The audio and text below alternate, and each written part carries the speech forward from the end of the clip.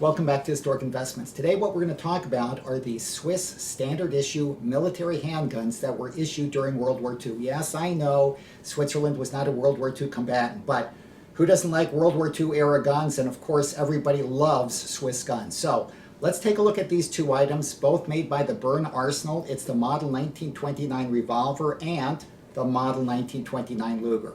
If you like what you see, please like and subscribe, but for right now, let's just jump right in. In 1929, the Swiss military decided that their handguns were simply costing them too much money.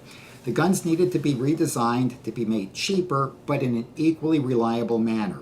That program, that re-engineering program, took about 4 years, but in 1933, the Bern arsenal was ready and started to implement shipments of both the Revolver and the Luger.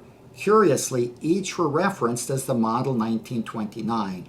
Each was started in their own serial range, starting with just about 50,000. In all, about 18,000 of the Revolvers were made and about 29,000 of the Lugers. Let's take a look at each of these guns individually. The 1929 Bern was the replacement and upgrade and simplification of the 1882. Unlike its predecessor, it was not rust-blued, there were no strawed small parts, it was not polished as well, and the entire gun, including the small parts, was salt-blued. As you can see, the full serial number was marked on the left side of the frame. In this case, it's serial number 53792, and the last 3 digits were repeated on the cylinder, on the left side of the hammer, the left side of the trigger, the cylinder axle, and this is an important part to check because it's, in my experience, it's often mismatched, and on the back of the loading gate. The one thing I want to do before showing you those numbers is to point out that this gun has got a plum-colored barrel, and that's entirely normal.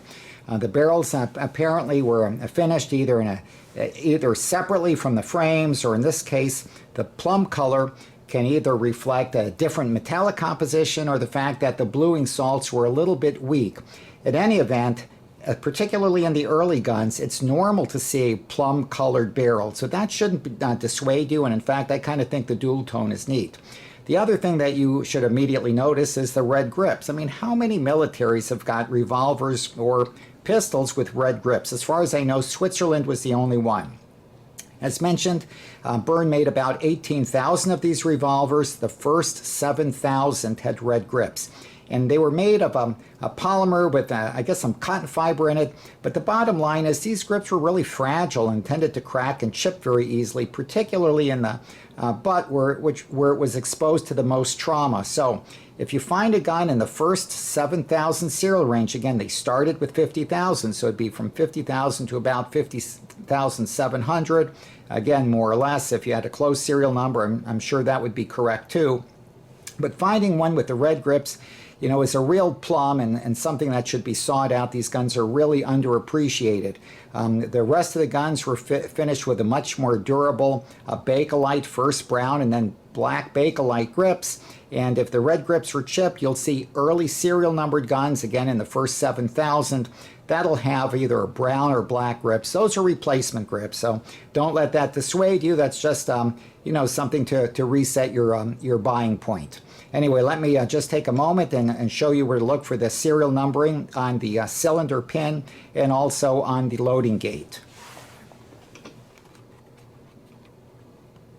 Here we are with a view nicely magnified of the matching 3 digits on the back portion of the loading gate. And now let me take out the cylinder axle. Now I've got the revolver repositioned so you can see the forward extension of the ejector rod. And let me rotate that out of the way so you can see the head of the cylinder pin. There you go, and you can see the last 3 digits of the serial number. And this is something that you really should check in these revolvers. As was the intent, the 29 Bern was externally dimensioned very similar to its predecessor, and now is often found in 1882 holsters, and that's the case today. The holsters are externally identical, and I'm going to move the gun aside. Let's take a look at the holster. They're usually medium to dark brown holsters. There is a loop here for ammunition that's sewn onto the body of the holsters. Most of them will have an aluminum stud fixed to the body for the hold-down strap. On the obverse surface, there's a pair of belt loops. There's also provision for a shoulder strap. And the military holsters, not the commercial ones, but the military holsters were all manufacturer marked and dated. And the same thing holds true for the attached ammo pouches. So let's cone down a little bit and take a look at these markings. And again, you can see there's the manufacturer markings. There you can see the year, which is 18. So this holster would have been correct for an 1882 issued in 1918, but is equally and frequently seen with the much later 1929s. I'm going to just take a quick peek here at the back marking, at the markings of the ammo pouch, and again, it's the same kind of thing. You can see the manufacturer markings and an oval surmounting the year 18. The same considerations that I mentioned against the 29 Bern revolver were equally applied to the 29 Bern Luger. In terms of its machining, the machining was simplified compared to its predecessor. It didn't have the 3/4 circle trigger. It didn't have the swell in the front strap. And there were a number of minor changes that were also implemented to speed up production. Also is concerned the finishing process. As you'll note, the entire gun was salt blued. As per the revolver, the first of the 29 Bern Lugers were also fitted with this red canvasite material for its grips. In addition to the red grips, they also had red canvasite magazines. And as mentioned against the revolver, this was a fragile type of material. So when the grips broke, you'll often see pistols with a serial number under 57,000 with either brown or black Bakelite grips. Those grips are replacements. One thing that I'm just going to mention as an aside is that this pistol is serial number 53956. For those of you who remember the revolver, that was 53792. These pistols, or these handguns, I should say, were both numbered sequentially. Both started about at serial number 50,000. So it's very possible, unlikely, but very possible, that you could find a 29 Bern revolver and a 29 Luger with the same serial number. Compared to most Lugers, you're not going to have to hunt that far for matching serial numbers. The cardinal number, I'm going to move this aside, and the cardinal number is stamped right here on the left side of the rail, and its serial number, again, it's 53956. The full serial number is repeated on the barrel with very small digits, and it's also repeated on the top. I'm going to try to move this, and hopefully you can see it right here. If you kind of cone in a little bit more, you can see the full serial number on the last toggle link in the mechanism. So you got 3 places with the full serial number. The other marking that I wanted to mention right here, you see, if you can kind of cone in right there, it's P61, or I think that's a P63, and that's the release date. So that was something that was applied later. It's of historical interest, but it has nothing to do with the manufacturing or its finishing at the time of its issue. Take off the side plate and make sure that the last 3 digits have been applied to the inner surface of the side plate.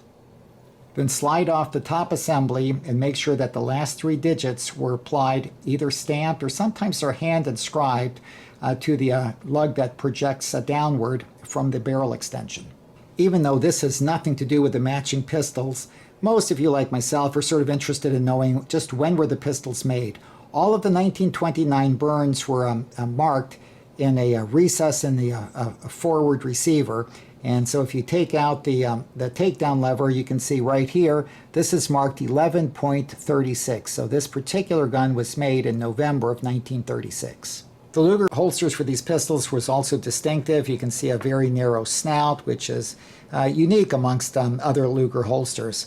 As per the Bern revolver holsters, they all had a couple of belt loops in the back, a provision for a shoulder strap, and as I had mentioned, they are all manufacturer marked and dated. If we can cone in right here, actually probably one of the reasons that this holster is in such nice shape is we've got a gun that was made in 1936, and this particular holster was made in 1942. But if trying to match up the holsters with the guns are really neat, but what you don't want to do is, obviously match up a commercial unmarked holster with a military pistol. So try to keep it at least a military to military match. A quick aside on the magazines. All the guns as originally issued had magazine plugs whose material mirrored that of the grips. So all 7,000 of the first 29 Berns would have had magazines with red plugs. As mentioned, just as with the grips, the material was very fragile. It frequently broke, cracked, chipped, and so these guns are often seen with either replaced plugs of either brown or black Bakelite or just later magazines. For those who are just anally compulsive about the smallest details, the very earliest magazines as issued with these guns had blued followers, not the in the white polished followers as you as seen with the later production guns.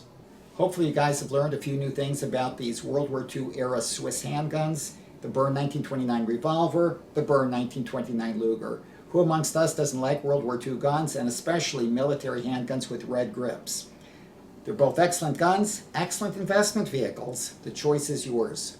Good luck and good collecting.